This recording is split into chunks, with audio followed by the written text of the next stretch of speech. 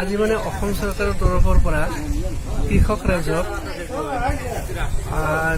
শালি ধানৰ কঠীয়া মুক্তভাৱে বিতৰণ কৰাৰ কাৰণে অসম চৰকাৰে এটা প্ৰগ্ৰাম লৈছিলে। সেই হিচাপে আমি কমোডি নাৰ্চাৰী আণ্ডাৰত আমি কঠীয়া উৎপাদন কৰিছোঁ আৰু সেই হিচাপে আমাৰ এই ফেকামাৰী পাৰ্টটোত আমি 1 হেক্টৰ কঠীয়া উৎপাদন কৰিছিলোঁ আৰু সেই কঠীয়াখিনি আমি ইয়াৰে ক্ষুদ্ৰ আৰু উপান্ত খেতিয়কসকলক বিনামূলীয়া। কিমান জনক দিছে ইয়াতে ফেকামাৰী আচলতে আমি ইয়াতে 1 হেক্টৰ কৰিছিলোঁ, 1 হেক্টৰ কঠীয়া কৰিছিলোঁ।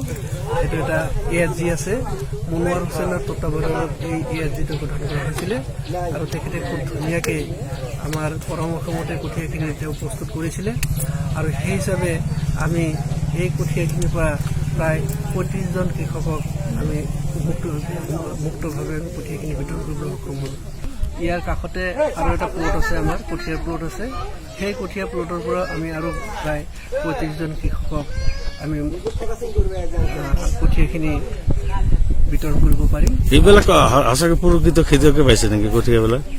এইবাৰ খেতিয়কসকলে ক'ব যে মোৰ পাছফালে যিসকল খেতিয়ক আছে আপোনালোকে কভাৰ কৰিব পাৰে আৰু তেখেতসকলক সুধিব পাৰে।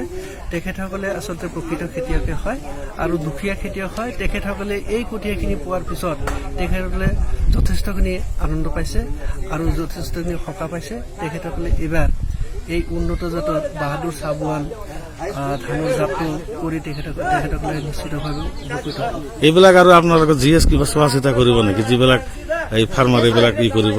নিশ্চয় কৰিব। আমাৰ যিখিনি AE আছে, এগ্ৰিকালচাৰ এক্সটেনশ্যন এচিষ্টেণ্ট আছে, তেখেতসকলে মাজে মাজে আহি দিহা পৰামৰ্শ দিব।